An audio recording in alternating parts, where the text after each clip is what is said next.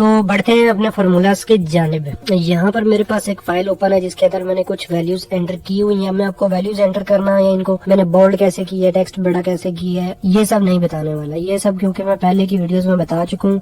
अगर आप नहीं जानते तो उस वीडियो को देख सकते हैं। अगर आप जानते हैं तो आए आपके फार्मूलाज की रिविजन करवा देता हूँ, या फिर आपको बिल्कुल भी नहीं पता तो तब भी आप इसको समझ पाएंगे। देखिए, एक्सेल में फार्मूलाज भी होते हैं और फंक्शंस भी होते हैं। फार्मूलाज वो होते हैं जो हम अपने पास से बना रहे होते हैं, लेकिन फंक्शंस वो होते हैं जो इसके अंदर प्री डिफाइंड होते हैं, पहले से मौजूद होते हैं। मिसाल के तौर पर सम है, दो वैल्यूज हैं, ऐड करना है इनको। अभी आज की वीडियो के अंदर ये वाले फार्मूलाज जो हैं आपको सीखने को मिलेंगे। ये बेसिक चीजें जो है वो मैंने ऐड की हैं आज के ट्यूटोरियल के अंदर, जो आपको सीखने को मिलेंगे। तो सबसे पहले अगर हम देखते हैं, हमारे पास दो वैल्यूज हैं, हमने इन दोनों को ऐड करवाना है। तो इसके मुख्तलिफ तरीके हैं फार्मूला को लगाने के। आप फार्मूलाज बार में जाएंगे, यहाँ पे आपके पास ऑटो सम आएगा, आप सिंपली क्लिक करेंगे और एंटर करेंगे तो यहाँ पे इसका टोटल आ भी गया है। इसको मैं सेंटर अलाइन करके इसका टेक्स्ट साइज भी जो है ऊपर वालों के साथ सेम कर लेता हूँ।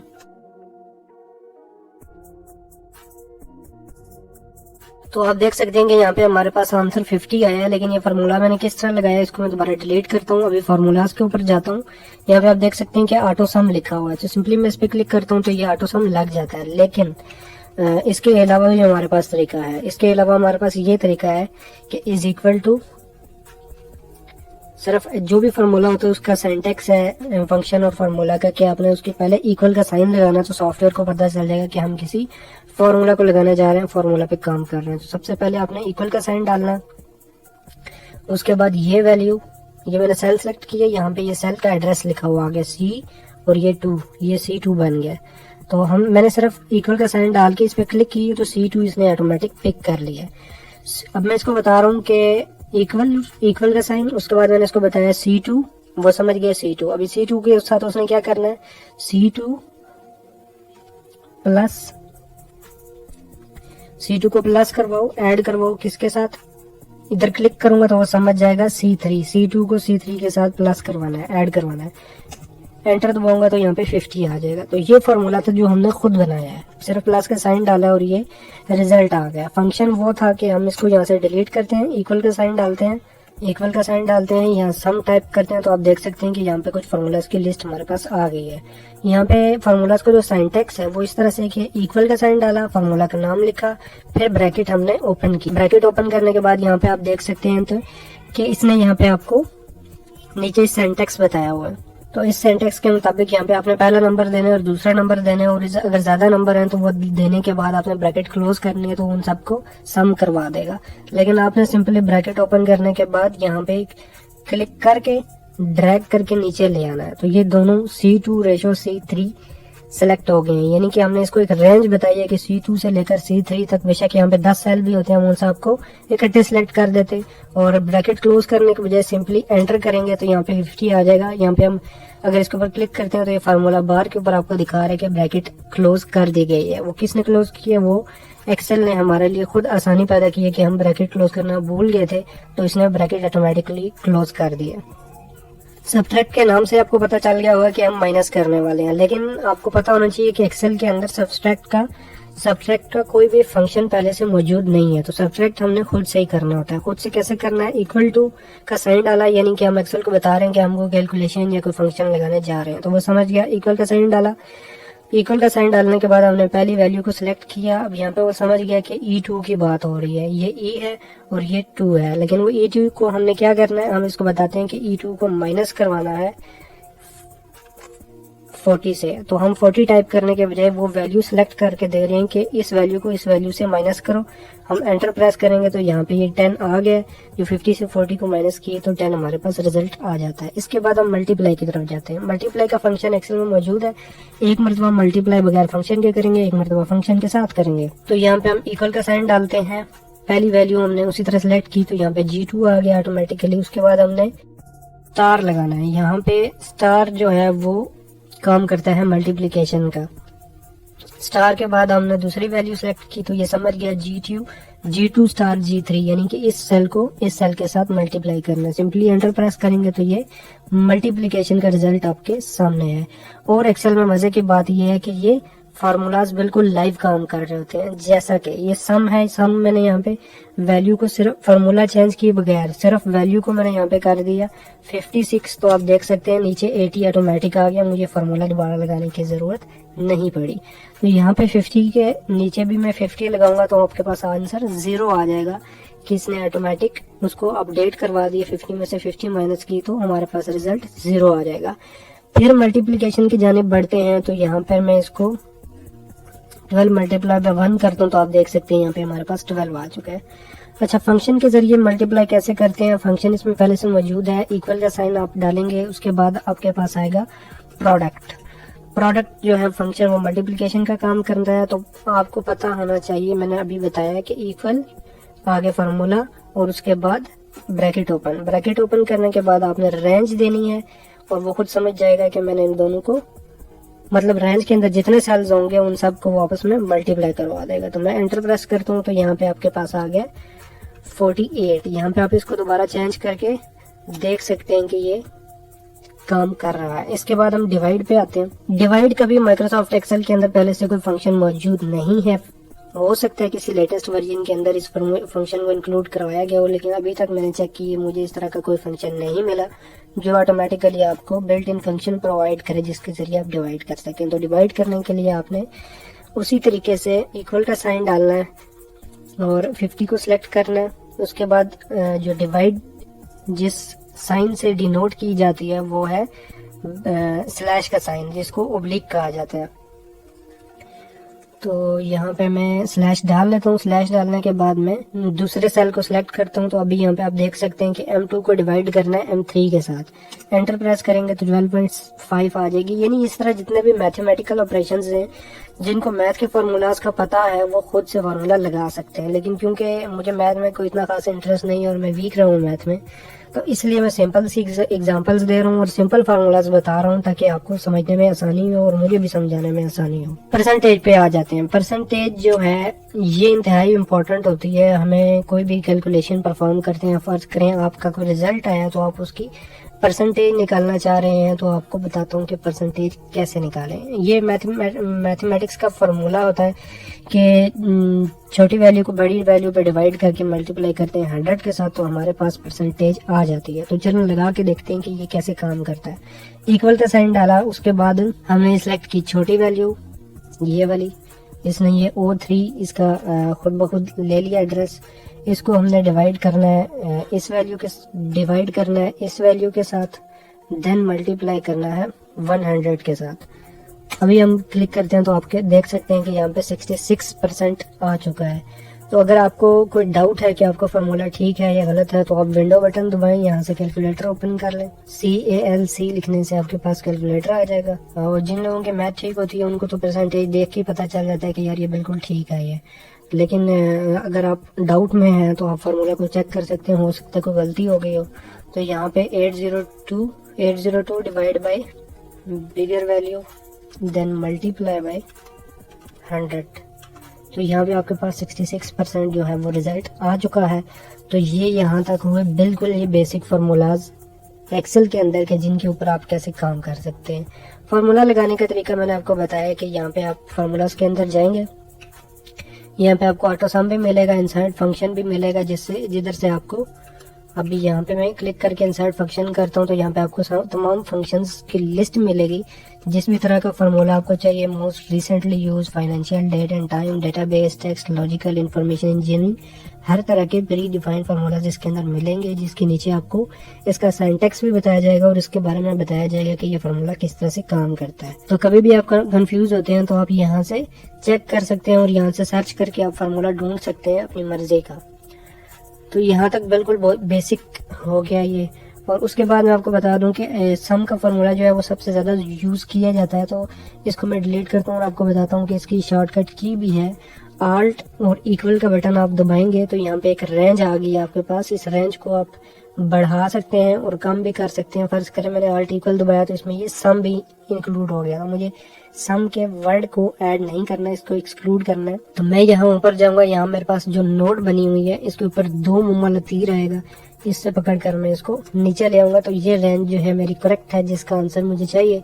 यहाँ पे मैं एंटर प्रेस करता हूँ तो ये मेरे पास रिजल्ट आ जाएगा। मतलब ये है कहने का कि आप आल्ट प्लस इक्वल दबाएंगे तो आपके पास फार्मूलाज ऑटोमेटिक लगा हुआ आ जाएगा। आपने सिर्फ इसकी रेंज को ठीक करना है और एंटर करना है, और रेंज भी ज्यादातर ठीक ही रहेगी। कुछ केसेस में ऐसे होता है कि रेंज को सेट करना पड़ता है, देखना पड़ता है। लेकिन बात यहाँ तक खत्म नहीं हुई, हम थोड़े से आगे भी चल के फार्मूलाज को देखेंगे।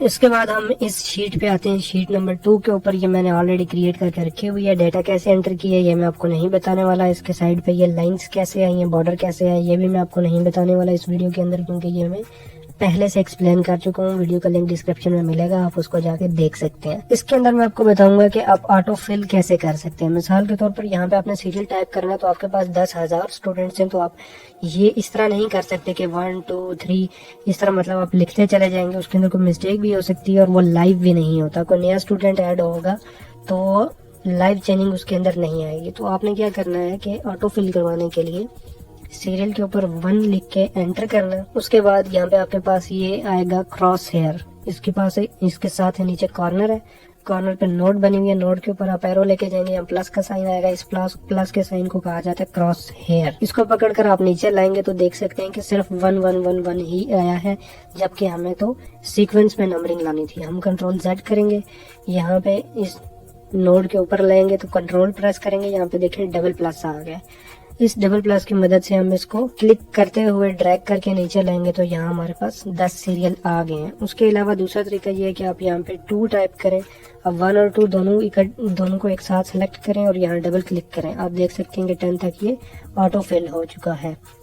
फिर आ जाता है roll number. Roll number suppose करते हैं A1 जो है वो पहले स्टूडेंट का रोल नंबर है, A2 जो है वो दूसरे स्टूडेंट का रोल नंबर है। तो हम इन दोनों को सिलेक्ट करते हैं और पहले की तरह हम इस प्लस साइन को पकड़कर नीचे तक ले जाएंगे तो A10 तक हमारे पास रोल नंबर्स आ जाएंगे। तो ये ऑटो फिल का तरीका था जो कि आपने देखा सीरियल नंबर और रोल नंबर में। इसके बाद आप देख सकते हैं कि यहाँ पे मैंने नेम जो है वो एंटर किया हुआ है, लेकिन इसमें कुछ मिस्टेक है। वो ये है कि नेम जो है आधा एक सेल में है और जो दूसरा नाम है यानी जिसको सर नेम कहते हैं वो सेकंड सेल में है, यानी फर्स्ट नेम और सेकंड नेम दोनों डिफरेंट सेल्स में है। तो हम चाहते हैं कि इन दोनों को एक ही सेल के अंदर लाया जाए। जैसे अब कोई भी यूजर अकाउंट बनाते हैं फेसबुक या ईमेल के ऊपर, तो आप अपना नाम अलग अलग एंटर करते हैं लेकिन बाद में वो एक साथ शो करता है। तो एक साथ कैसे शो करता है उसके लिए एक्सेल के अंदर हम कॉनकैटिनेट का फंक्शन यूज कर रहे होते हैं। सिंपली कोई भी फंक्शन टाइप करने से पहले आपको इक्वल का साइन लगाना होता है, उसके बाद आपने कॉनकैटिनेट जो है वो टाइप करना है। ये CON लिखने के बाद आपने इस पे क्लिक करेंगे, डबल क्लिक करेंगे तो आपके पास ये कॉनकैटिनेट आ जाएगा। नीचे सिंटैक्स लिखा हुआ आ जाएगा कि आपने किस तरह से इस फॉर्मूले को अप्लाई करना है। अभी ये यहाँ पे कह रहा है टेक्स्ट 1 सेलेक्ट करें, फिर कॉमा दे के टेक्स्ट 2 सेलेक्ट करें, तो आपके पास दोनों किस्म के टेक्स्ट आ जाएंगे। लेकिन हमने यहाँ पे सिर्फ ब्रैकेट ओपन करने के बाद एक वैल्यू देने के बाद हम कॉमा लगाएंगे और यहाँ पे हम इसको दूसरी वैल्यू दे देंगे कि यानी कि इन दोनों को तुम कॉनकैटिनेट करो। उसके बाद ब्रैकेट क्लोज वाली लगा के हम एंटर लगाएंगे तो आप देख सकते हैं कि ये नाम एंटर हो चुका है, लेकिन इसके अंदर एक प्रॉब्लम है। अभी आप देख सकते हैं कि कॉनकैटिनेट तो ये हो गया, दोनों आपस में मर्ज हो गए, लेकिन प्रॉब्लम ये है कि दरमियान में से स्पेस खत्म हो गया। तो उसको हल करने के लिए हम यहाँ पे क्लिक करेंगे। आपके पास फार्मूला बार में ये फार्मूला आ चुका है। आप देख सकते हैं कि C4, D4 यानी C4 और D4 के दरमियान में कुछ भी नहीं है सिवाय एक कोमा के, और ये कोमा जो है वो इसके सिंटैक्स का है। तो इस फार्मूले के मुताबिक कॉनकैटिनेट फंक्शन ने इन दोनों को आपस में बिल्कुल जोड़ देना है बगैर स्पेस के।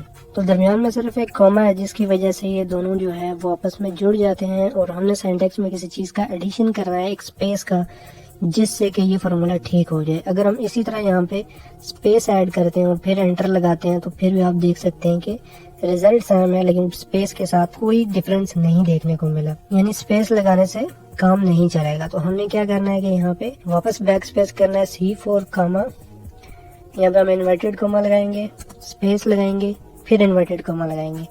यानी इन्वर्टेड कॉमा लगाने से ये समझ जाएगा कि इसके दरमियान में क्या टेक्स्ट हम ऐड करना चाह रहे हैं। तो हमने टेक्स्ट ऐड किया स्पेस।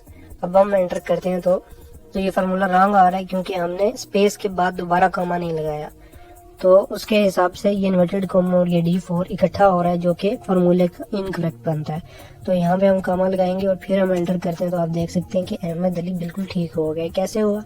C4 सेल हमने पहले इसको बताया कि ये जो फर्स्ट नेम है वो तुमने C4 सेल से लेना है, और कामा के बाद जो है वो एक स्पेस इन्वर्टेड कॉमास के अंदर डाला है। स्पेस देने का यही तरीका होता है, या इसके जरिए अंदर आप कोई टेक्स्ट भी लिख सकते हैं, जो भी टेक्स्ट लिखेंगे नीचे जो है वो अपीयर हो जाएगा। तो इन्वर्टेड कॉमा के अंदर स्पेस डालने के बाद दोबारा कॉमा डाला है और फिर हमने अगले सेल का एड्रेस दिया D4 का, जो कि था अली। तो अभी हम एंटर लगाते हैं तो आप देख सकते हैं कि अहमद अली नाम हमारे पास आ गया। अब फार्मूला लगाने के बाद फार्मूला हम बार बार नीचे नहीं लगाएंगे, सिंपली इस पे क्लिक करेंगे और ड्रैग करके नीचे ले आएंगे क्रॉस हेयर को पकड़ के। तो यहाँ पर हमारे पास एंड तक तमाम सीरियल्स पर जो है वो कॉन्केटिनेट फार्मूला लग चुका है। अभी इस टेक्स्ट के अंदर एक और प्रॉब्लम है, और वो प्रॉब्लम ये है कि ये कुछ वर्ड्स बीच में कैपिटल हैं और कुछ जो है वो रनिंग में है, नॉर्मल केस के अंदर है। तो होता ये है कि माइक्रोसॉफ्ट वर्ड होता है तो हम उसके अंदर टेक्स्ट को सिलेक्ट करके शिफ्ट F3 प्रेस करते हैं तो हमारा जो केस है वो चेंज हो जाता है। लेकिन इसके अंदर केस चेंज करने के लिए हम फार्मूला का यूज करते हैं।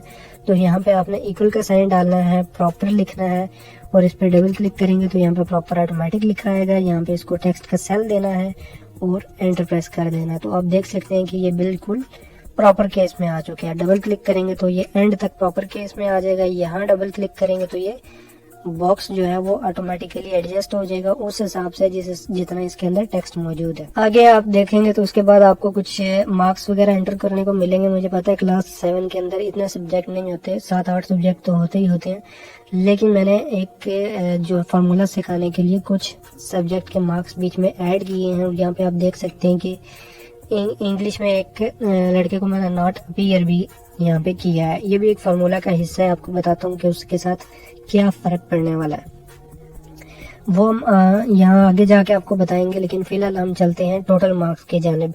तो टोटल मार्क्स जो हैं वो तमाम स्टूडेंट के 100, 200 और 300 हो गए टोटल मार्क्स।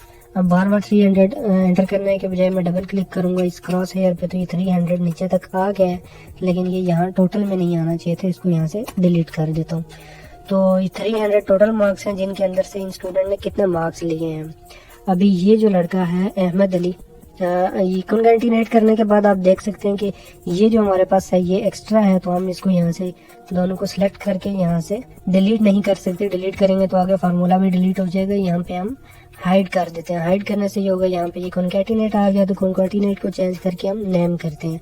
लेकिन उसके बाद देखते हैं हमारे पास नेम फिर भी डबल है, तो हम यहाँ से इसको राइट क्लिक करके इसको भी हाइड कर देते हैं और ये जो प्रॉपर हमने लिखा था इसकी जगह पे हम नेम लिख देते हैं। तो अब हमारे पास नेम आ चुका है, बिल्कुल प्रॉपर हो गया है चीज।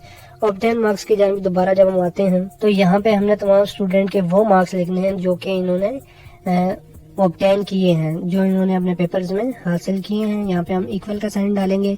अब सम का फार्मूला है, आपकी मर्जी जिस तरह मर्जी लगाएं। तो मैं simply equal to sum type करूंगा यहाँ पे और ब्रैकेट ओपन करके इसको रेंज दे दूंगा कि इन तीनों को सम करो। इसके बाद मैं एंटर लगाऊंगा तो यहाँ पे आप देख सकते हैं 169 हमारे पास आ गया है। इसको मैं डबल क्लिक करूंगा तो ये नीचे तक हमारे पास आ जाएगा। एंड पे 0 आया है क्योंकि यहाँ पे हमारे पास कुछ भी नहीं था।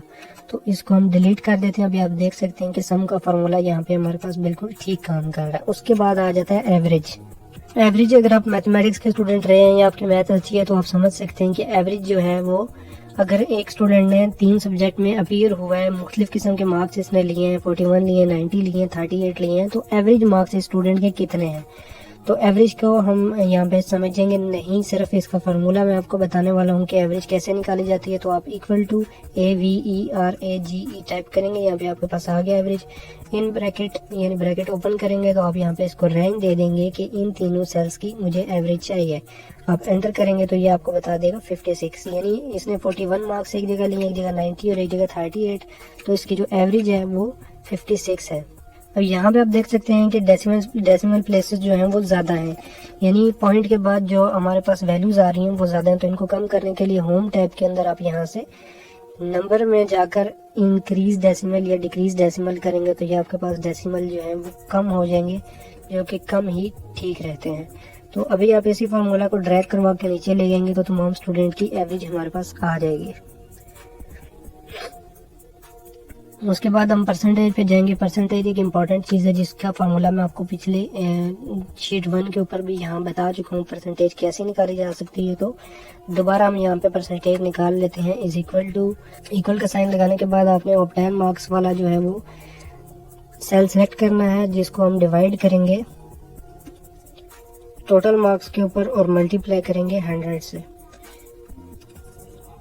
ऐसा हम क्यों कर रहे हैं, क्योंकि ऐसा मैथ का जो है फॉर्मूला है कि छोटी वैल्यू को बड़ी वैल्यू पे डिवाइड करने के बाद मल्टीप्लाई किया जाता है 100 से। तो हमने भी ऐसा ही किया है कि छोटी वैल्यू हमारे पास K4 में पड़ी हुई थी, जो बड़ी वैल्यू थी वो हमारे पास J4 में थी और हमने 100 से मल्टीप्लाई किया तो ये परसेंटेज आ गई है। इसकी डेसिमल जो है वो हम डिक्रीज करवाएंगे और यहाँ से हम इसको डबल क्लिक करके फॉर्मूला को नीचे तक ड्रैग करवा लेते हैं। इसको हम डिलीट कर देंगे, यहाँ पे हमें नहीं चाहिए। तो फ्रेंड्स परसेंटेज के बाद हम बढ़ते हैं रिजल्ट की जानिब, जिसके अंदर हमने शो करना है कि ये पास हैं या फेल हैं। पास फेल के हमारे पास डिफरेंट क्राइटेरिया हो सकते हैं। हम डायरेक्टली जो है परसेंटेज के ऊपर पास फेल का लगा सकते हैं कि हम कहेंगे जिसकी परसेंटेज 50 से कम है उसको हमने पास करना है, या जिसकी 50 से इस तरह हम परसेंटेज के ऊपर लगा सकते हैं कि 50 से अबव है जो वो पास हो और बिलो है जो वो लो फेल हो जाए। लेकिन जो है वो एक्चुअली इस तरह नहीं होता कि हम कभी भी पास या फेल का जो कंसर्न होता है वो परसेंटेज के साथ नहीं होता, बल्कि हर सब्जेक्ट को सेपरेटली पास करना ज़रूरी होता है। तो यहाँ पे हम जो 30 से 40 से कम वाले हैं उनको मैं आपको दिखा देता हूँ कि ये 40 से कम वाला है, ये 40 से कम वाला है, क्योंकि मैं फार्मूला लगाना चाह रहा हूँ कि जो 40 से कम मार्क्स वाले होंगे उनको फेल करना है और जो अबव वाले होंगे उनको पास करना है। तो चलते हैं अभी हम इस फार्मूले की जानिब। तो हम यहाँ पे लिखेंगे इक्वल टू के बाद हम इफ लगाते हैं, लेकिन इफ फार्मूला यहाँ पे यूज होने वाला नहीं है, इफ एंड यूज होगा। लेकिन पहले आपको मैं दिखाता हूँ कि इफ फार्मूला कैसे काम करता है। इफ फार्मूला के अंदर आप यहाँ पे इफ लिखने के बाद ब्रैकेट ओपन करते हो, हम लॉजिकल टेक्स्ट इसको ये देते हैं कि लॉजिकल टेस्ट ये है कि इफ, अब इस फार्मूले पे थोड़ी सी गौर करनी पड़ेगी। इफ ब्रैकेट ओपन, अगर, ये जो इंग्लिश के नीचे जो सेल है इसके ऊपर हम क्लिक करते हैं कि अगर अहमद अली के इस सब्जेक्ट के अंदर greater than equal to number 40 से ज्यादा हूं या 40 के बराबर हूं, तो हमने इसको करना है पास कॉमा फेल। अभी पास और फेल जो आप देख सकते हैं मैंने इन्वर्टेड कॉमा के अंदर लिखे, यानी टेक्स्ट जो भी हमने प्रिंट करवाना है वो हमने इन्वर्टेड कॉमास के अंदर ही लिखना है। ब्रैकेट क्लोज कर लें और यहाँ पे आप सिंपली एंटर लगा सकते हैं। तो अभी आप देख सकते हैं कि ये पास है, लेकिन इस फार्मूले को हम नीचे ले जाते हैं तो आप देखेंगे कि 2 जगह पे इसने फेल भी किया है। लेकिन अभी पहले स्टूडेंट को जिसको इसने पास किए उसके साइंस के सब्जेक्ट में मार्क्स 40 से कम थे, तो हमारा फार्मूला ये वाला यहाँ काम करने वाला नहीं है, क्योंकि ये हर सब्जेक्ट में अलग अलग लगाना पड़ता है। जबकि हम कोई ऐसा फार्मूला ढूंढ रहे हैं जिसको हम यहाँ तीनों सब्जेक्ट पे अप्लाई करके यहाँ पर रिजल्ट ले लें कि इन तीनों वो फार्मूला इन तीनों सब्जेक्ट के मार्क्स को चेक करे और हमें बताए कि यहाँ पे लड़का पास होता है या नहीं होता है। तो ये फार्मूला हमने किस तरह लगाया कि हमने उसको बताया इफ अगर 40, ये जो एक सेल है इसके मार्क्स 40 के ग्रेटर देन या इक्वल टू 40 हो तो हमारे पास लिखा हुआ है पास, अदरवाइज हमारे पास लिखा हुआ है फेल। तो हम इस फार्मूला को चेंज करने वाले हैं, इसको हम सिंपली यहाँ से सिलेक्ट करके डिलीट कर देंगे। अभी मैं इस सेल पे क्लिक करता हूँ, यहाँ पे कोई फार्मूला अप्लाई नहीं हुआ हुआ, तो यहाँ पे मैं दोबारा से इक्वल का साइन डालूंगा, यहाँ पे इफ लिखूंगा, दोबारा ब्रैकेट ओपन करके एंड लिखूंगा। इफ एंड का मतलब ये होता है कि इफ भी है और एंड भी है। एंड यूज हो रहा है मल्टीपल लॉजिक्स देने के लिए। वहां पे हम सिंपल सिर्फ एक सब्जेक्ट के मार्क्स चेक कर रहे थे, अभी हम डिफरेंट सब्जेक्ट्स के मार्क्स को चेक करेंगे। यही काम अगर हम एंड लिखे बगैर करते हैं तो वो फार्मूला हमारा अप्लाई नहीं होता, एरर आ जाता है। तो सबसे पहले मैं इस सब्जेक्ट के ऊपर क्लिक करूंगा और इसको बताता हूँ कि अगर इस सब्जेक्ट में मार्क्स ज्यादा हों या बराबर हों 40 के, और अभी ये मैं इसको ये नहीं बता रहा कि 40 से बराबर हों या ज्यादा हों तो क्या करना है। फिलहाल इसको ये बता रहा हूँ कि अगर इंग्लिश में 40 से या 40 से ज्यादा हों और उसके बाद मैथ में भी उसी तरह मैथ का जो कॉलम है वो भी, मैथ का जो सेल है वो भी ग्रेटर देन इक्वल टू 40 हो, तो वाली बात मैं इसको नहीं बता रहा। दोबारा नेक्स्ट सेल पे मैं क्लिक करता हूँ और इसके अलावा यानी दोबारा जो है वो साइंस वाले सेल को सिलेक्ट करके मैं इसको बता रहा हूँ कि साइंस में इसके मार्क्स जो है वो ज्यादा हों या बराबर हों 40 के। तो अब क्या करना है, अब इसको मैं बताता हूँ कि अगर ये सारी कंडीशंस ट्रू होती हैं, इन सब में 40 से ज्यादा मार्क्स आ जाते हैं, तो उसके बाद इसने क्या करना है कि यहाँ पे मैं एक ब्रैकेट क्लोज करूंगा ताकि उसको पता चले कि मैंने जितने लॉजिक्स देने थे दे दिए हैं। इसके बाद हम यहाँ पे सिर्फ कामा लगाएंगे और अगर ये वैल्यू ट्रू होती है तो यहाँ पे हमें लिखना है पास, कि अगर ये जो हमने कंडीशंस अप्लाई की हैं 40 नंबर वाली अगर ट्रू होती हैं तो आपने यहाँ पे पास शो करवाना है, और यहाँ पे अगर ट्रू नहीं होती हैं 40 से कम नंबर होते हैं तो फेल प्रिंट करवाना है। पास और फेल को इन्वर्टेड कॉमास के अंदर ही टाइप करना है और हम ब्रैकेट क्लोज करके एंटर लगाएंगे तो ये हमारे पास फेल का रिजल्ट आ चुका है। फिर हम डबल क्लिक करेंगे तो ये फार्मूला नीचे तक अप्लाई हो चुका है। आप इसको चेक कर सकते हैं, ये बिल्कुल ठीक तरह से काम कर रहा है। मिनिमम और मैक्सिमम का फार्मूला में ये बताएगा कि सबसे कम मार्क्स किस सब्जेक्ट के अंदर आए और सबसे ज्यादा किस सब्जेक्ट के अंदर आए। तो मिनिमम हमें बताता है डिफरेंट वैल्यूज के अंदर जो सबसे छोटी वैल्यू होती है उसके बारे में बताता है। तो इक्वल का साइन लगा के हमने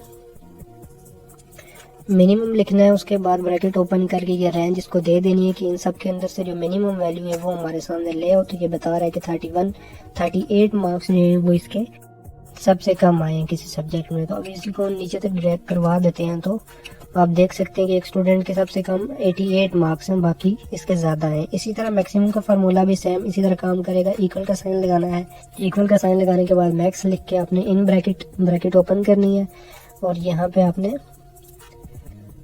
उसी तरह सेल्स के रैंक दे देनी है कि इन तीनों सेल्स में जो सबसे बड़ी वैल्यू है वो शो कर, वो ब्रैकेट क्लोज करके हम एंटर लगाते हैं तो हमारे पास सबसे बड़ी वैल्यू यहाँ पे 90 है, तो 90 हमारे पास आ गया। इसी तरह फॉर्मूले को नीचे तक हम ड्रैग करवाएंगे। यहाँ तक आपका जो काम हो चुका है मिनिमम और मैक्सिमम का। इसके बाद हम बाजू का नीचे यहाँ पे टोटल भी एक निकाल रहे होते हैं, तो उस टोटल के लिए भी Alt प्लस इक्वल प्रेस करेंगे तो आपके पास ये सम आ जाएगा, इस मुकम्मल जो है टोटल। तो इस तरह से भी आप इन के टोटल्स को देख सकते हैं। यहाँ पे भी आप उसी तरह इस फार्मूले को ड्रैग करवा के ले आएंगे तो आप यहाँ तक टोटल देख सकेंगे। एक और चीज होती है काउंट फार्मूला भी है, वो भी यूज होता है एक्सेल के अंदर। अभी मैं आपको बताता हूँ कि एक काउंट फार्मूला है, एक काउंट ए है और एक काउंट ब्लैंक है। ये भी यूजफुल है, इनके बारे में देख लेते हैं कि काउंट ए और काउंट ब्लैंक क्या करते हैं। फर्ज करें कि इसके ऊपर मैं अप्लाई करता हूँ तो इक्वल का साइन डालना है, काउंट आप लिखेंगे। अभी आप देखेंगे कि इसका क्या इफेक्ट है। काउंट लिखा, ब्रैकेट ओपन की और एक रेंज इसको दे दी यहाँ तक। अभी मैंने ब्रैकेट क्लोज करके एंटर लगाया तो आप देख सकते हैं कि यहाँ पे 9 लिखा हुआ है। ठीक है, अभी आप समझ जाएंगे कि ये 9 कैसे आया। अभी नीचे जो है हम यहाँ पे यूज करते हैं काउंट ए, ब्रैकेट ओपन और यहाँ तक हमने रेंज सेलेक्ट की और ब्रैकेट क्लोज की तो अब यहाँ पे आया 10। कैसे है अभी बताता हूँ। काउंट के अंदर ये इसने हमारे पास तमाम वैल्यूज को काउंट किया, लेकिन इस वैल्यू को छोड़ दिया जिसके अंदर अल्फाबेट लिखे हुए थे, यानी इसने सिर्फ न्यूमेरिक वैल्यूज को काउंट करके यहाँ पे 9 लिख दिया। जबकि काउंट ए ने न्यूमेरिक वैल्यूज के साथ साथ अल्फाबेट्स वाले को भी काउंट करते हुए 10 वैल्यूज बताई, और जबकि टोटल 10 ही थी। और फिर अब बाज़ औक़ात ऐसा होता है कि हम देखते हैं कि कौन से सेल्स खाली रह गए हैं, तो वो भी हम काउंट करना चाहते हैं। तो यहाँ पे अभी कोई खाली सेल नहीं है तो मैं इस नॉट एप्लीकेबल वाले को या नॉट अपीयर वाले को मैं डिलीट कर देता हूँ। तो ये एक खाली वैल्यू है, यहाँ पे हम लगाते हैं equal to count blank, bracket open और ये रेंज में इसको देता हूँ कि इस रेंज के अंदर ब्लैंक सेल मुझे काउंट करके दे। तो ये आपको बताएगा कि टोटल एक सेल है इस रेंज के अंदर जो कि ब्लैंक है, बाकी सब सेल्स के अंदर डाटा मौजूद है। अच्छा, अभी आप देख सकते हैं कि मेरे पास एक लिस्ट बनी हुई है 17 जो मेरे पास टेक्निक्स हैं, फार्मूलाज हैं, फंक्शंस हैं। ये तकरीबन 16 मैंने आपको बता दी हैं। 17 जो है वो सॉर्ट एंड फिल्टर है। तो सॉर्ट एंड फिल्टर के बारे में आपको बता देता हूँ। वापस आता हूँ अपनी फाइल के अंदर। यहाँ पे आप देख सकते हैं कि हमारे पास कुछ डेटा मौजूद है, इसको हम सॉर्ट लगाना चाह रहे हैं। मिसाल के तौर पर ये हमारे पास रिजल्ट है, हम देखना चाहते हैं कि जो स्टूडेंट पास हैं वो कौन से हैं। तो हमने बीच में से हमें चेक करना पड़ेगा कि कौन से पास हैं कौन से फेल हैं। तो हम कोई ऐसी टेक्निक क्यों ना लगाएं कि पास वाले स्टूडेंट ऊपर आ जाएं और फेल वाले नीचे चले जाएं, तो हम देख लेंगे कौन से पास हैं। तो ये करने के लिए आप यहाँ से इनको सिलेक्ट करेंगे। सिलेक्ट करने के बाद सॉर्ट एंड फिल्टर पे जाएंगे और फिल्टर को क्लिक कर देंगे। अभी आप देख सकते हैं कि यहाँ पे आपके पास ड्रॉप डाउन एरोज आ चुके हैं। यहाँ पे आप जाएंगे और यहाँ पे आप लिखेंगे सॉर्ट A to Z। तो यहाँ पे आप देख सकते हैं कि फेल वाले ऊपर आ गए, पास वाले नीचे। इसी के बाद आप इसको क्लिक करके Z to A करेंगे तो पास वाले ऊपर, फेल वाले नीचे चले गए। तो ये यहाँ तक हो गया सॉर्ट का। यहाँ पे आप मैं ये जो तो 10 मार्क्स हैं इसके हिसाब से भी सॉर्ट लगा सकते हैं कि ज़्यादा मार्क्स वाले ऊपर आ जाए, कम मार्क्स वाले जो हैं वो नीचे चले जाएं। इसको मैं डिलीट कर देता हूँ। यहाँ पे आप क्लिक करेंगे सॉर्ट स्मॉलेस्ट टू लार्जेस्ट करेंगे तो देख सकते हैं कि ये कम मार्क्स वाला ऊपर आ गया, ज़्यादा मार्क्स वाला नीचे है। इसी तरह लार्जेस्ट टू स्मॉलेस्ट करेंगे तो ये काम करेगा। एक और चीज़ भी इसके अंदर बड़ी यूज़फुल है कि आप इसके अंदर नेम पे क्लिक करके और 10 मार्क्स पे क्लिक करके आप देख सकते हैं कि जो कम मार्क्स वाले हैं उनको आप यहाँ से चेक करें और ओके करें तो उनका डाटा बीच में से गायब हो गया, सिर्फ जो ज़्यादा मार्क्स वाले हैं वो रह गए। यानी जिस पे से आप टिक हटाएंगे वो रह जाएंगे, बाकी सारे गायब हो जाएंगे। तो ये भी एक टेक्निक है माइक्रोसॉफ्ट एक्सेल के अंदर यूज़ होने वाली, सॉर्ट एंड फिल्टर की। तो फ्रेंड्स ये कुछ बेसिक टेक्निक्स थी, फार्मूलाज थे, फंक्शंस थे जो माइक्रोसॉफ्ट एक्सेल के अंदर बिगिनर्स के लिए जानना ज़रूरी है। इनके बगैर मतलब आप फार्मूलाज में आगे बढ़ ही नहीं पाते। तो कुछ कॉम्प्लेक्स फार्मूलाज भी मैं लेके आऊँगा। मिसाल के तौर पर हम यहाँ पे ग्रेड भी निकाल सकते हैं, तो कितने मार्क्स पे ए ग्रेड आए, कितने मार्क्स पे बी ग्रेड आए, कितने से मार्क्स पे सी ग्रेड आए। तो काफ़ी जितना आप आगे चलते जाएंगे फार्मूलाज जो हैं वो एक्सेल फार्मूलाज का पूरा समंदर है। फार्मूलाज बहुत ज़्यादा हैं, सीखने के लिए वक्त चाहिए और बेसिक सीख लेंगे तो आपके लिए काम करने में आसानी होगी और आप इंटरनेट से देखकर खुद ही एडवांस फार्मूलाज को समझ सकते हैं।